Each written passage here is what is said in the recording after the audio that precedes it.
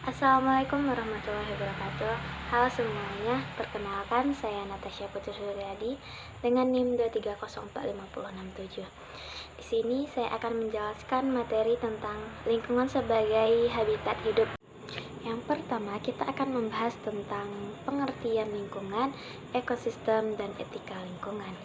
Lingkungan hidup adalah kesatuan ruang dengan segala benda, daya, keadaan, dan makhluk hidup termasuk manusia dan perilakunya yang mempengaruhi alam itu sendiri, keberlangsungan peri kehidupan, dan kesejahteraan manusia serta makhluk hidup lainnya. Ekosistem adalah suatu sistem ekologi yang terbentuk dari hubungan timbal balik antara manusia dengan lingkungannya. Sedangkan etika lingkungan adalah berbagai prinsip moral lingkungan yang merupakan petunjuk atau arah perilaku praktis manusia dalam mengusahakan terwujudnya moral lingkungan. Selanjutnya kita akan membahas tentang jenis-jenis lingkungan. Yang pertama ada lingkungan biotik. Unsur biotik atau unsur hayati adalah unsur lingkungan hidup yang terdiri dari manusia, hewan, tumbuhan, dan organisme kecil yang tidak terlihat. Secara khusus, lingkungan biotik diklasifikasikan menjadi 3, yaitu yang pertama ada produsen. Produsen adalah organisme yang mampu mengubah zat anorganik menjadi zat organik. Yang kedua ada konsumen. Konsumen adalah organisme yang tidak dapat membuat makanannya sendiri dan bergantung kepada organisme lain. Konsumen terdiri dari manusia dan juga hewan. Yang ketiga ada pengurai atau dekomposer. Pengurai merupakan organisme yang mendapatkan energi dari menguraikan bahan organik yang berasal dari organisme mati, seperti bakteri, jamur, dan cacing tanah. Yang kedua ada lingkungan abiotik. Unsur abiotik atau unsur fisik adalah unsur lingkungan hidup yang terdiri dari benda-benda mati dan ikut mempengaruhi keberlangsungan hidupnya. Contoh lingkungan abiotik yaitu yang pertama ada air. Air merupakan komponen yang menjadi penentu dari keberlangsungan hidup makhluk hidup. Yang kedua ada tanah. Tanah berfungsi sebagai tempat tinggal makhluk hidup dalam satu ekosistem. Yang ketiga ada udara, merupakan gas komponen penyusun atmosfer bumi. Yang keempat ada cahaya matahari. Cahaya matahari merupakan komponen abiotik utama yang berguna sebagai sumber energi utama bagi kehidupan. Yang kelima ada kelembapan, yaitu jumlah kadar air yang terdapat di udara.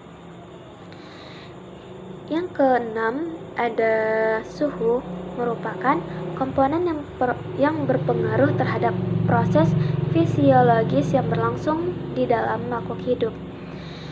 Yang ketujuh ada iklim, merupakan keadaan rata-rata cuaca di wilayah yang sangat luas dalam jangka waktu yang lama. Yang ketiga ada lingkungan sosial budaya.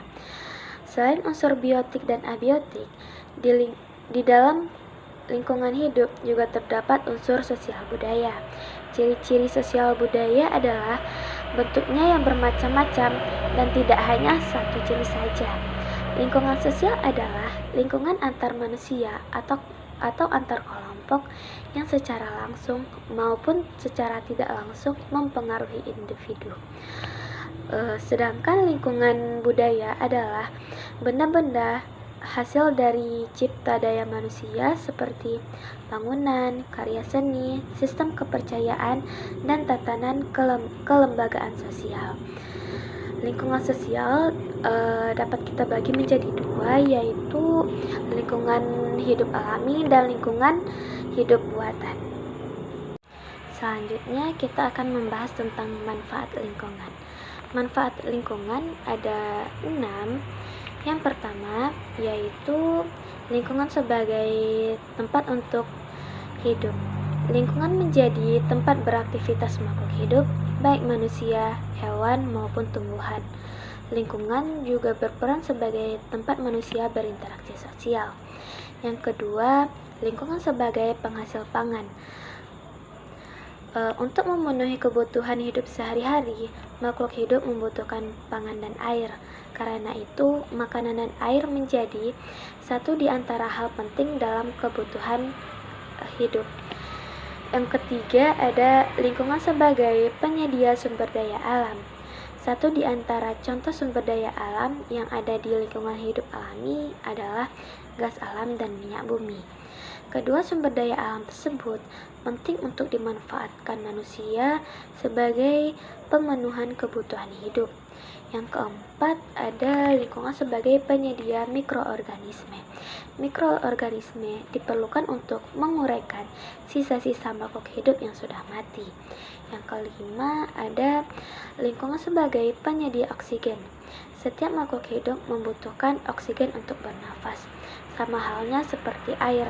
Jika kekurangan oksigen, maka makhluk hidup akan lemah, lemas, atau bahkan mati.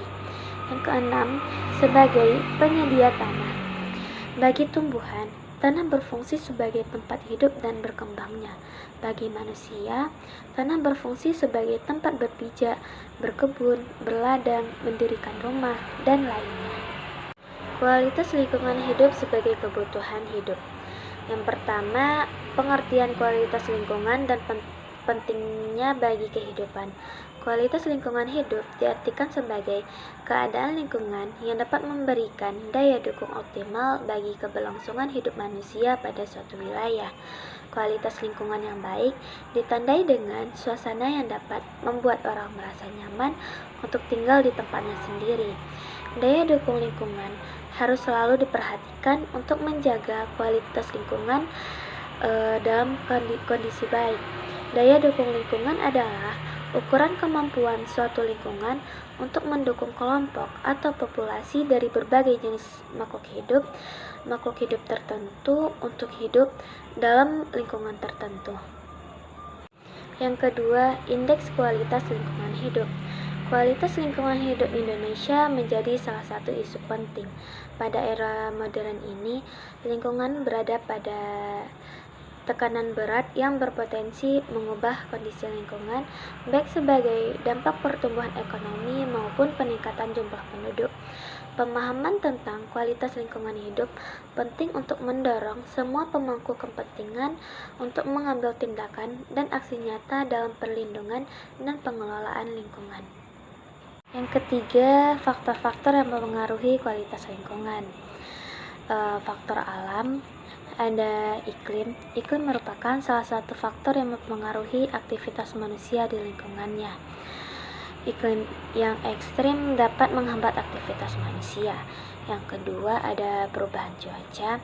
Perubahan cuaca yang ekstrim dapat menghambat aktivitas manusia.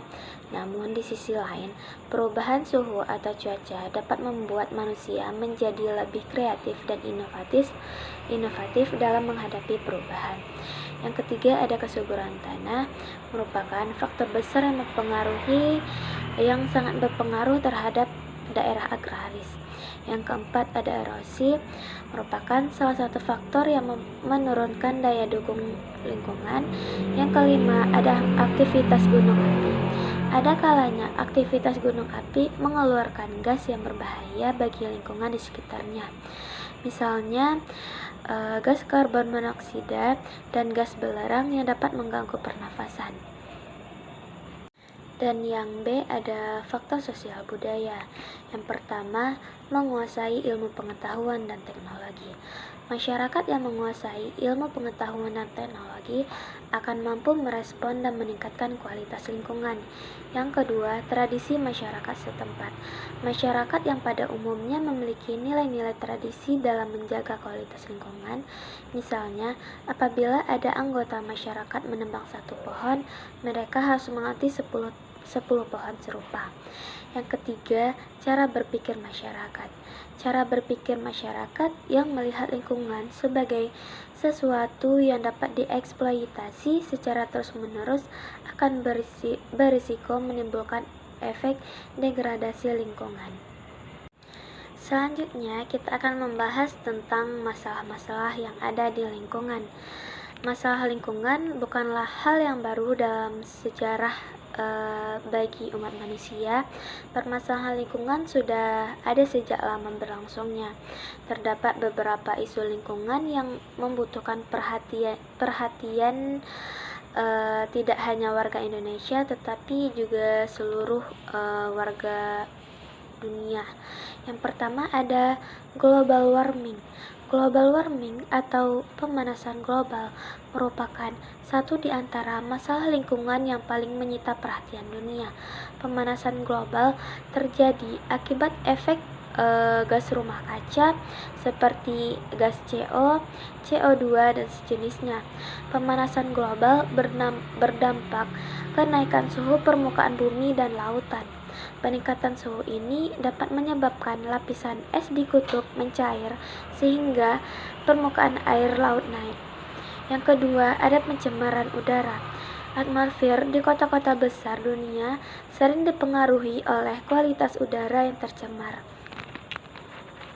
Pencemaran udara disebabkan oleh pembakaran bahan bakar fosil yang menghasilkan asap yang mengandung gas karbon monoksida atau CO, karbon dioksida atau CO2, nitrat, sianida, dan sulfat.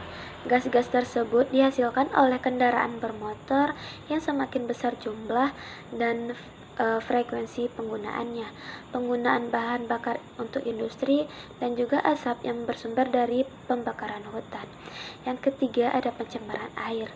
Pencemaran air seringkali terjadi sebagai dampak dari industri, permukiman, dan penggunaan teknologi yang kurang ramah lingkungan.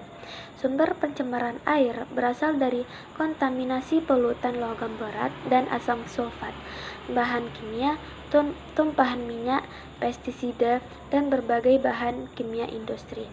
Penggunaan bahan kimia seperti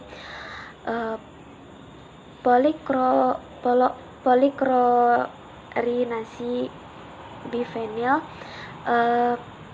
pelarut pembersih, dan deterjen juga dapat menimbulkan pencemaran air. Yang keempat, ada pencemaran pantai dan laut. Fenomena pemasangan laut merupakan dampak langsung dari kelebihan produksi gas karbon dioksida. Keasaman laut telah meningkat selama 250 tahun terakhir.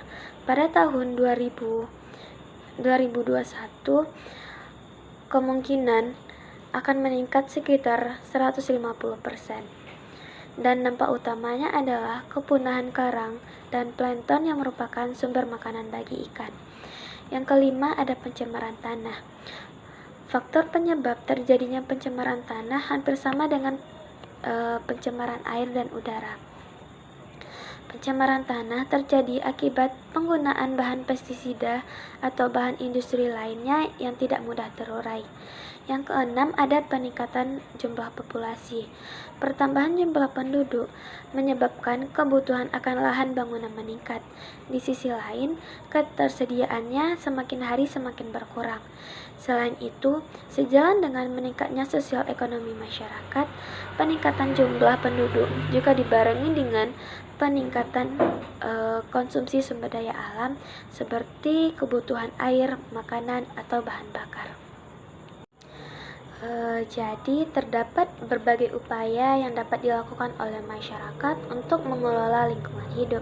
Yang pertama, upaya untuk mengatasi masalah pemanasan global adalah peningkatan tutupan hutan dengan menggunakan tanaman penutup tanah untuk mengurangi jumlah CO2 di atmosfer. Yang kedua, melakukan pelestarian udara. Yang ketiga, mengatasi masalah lingkungan air. Yang keempat, melakukan pelestarian laut dan pantai. Yang kelima, melakukan pelestarian tanah. Keberlanjutan bukan lagi tentang mengurangi kerusakan, melainkan tentang melakukan lebih banyak kebaikan. Sekian dari saya, terima kasih. Assalamualaikum warahmatullahi wabarakatuh.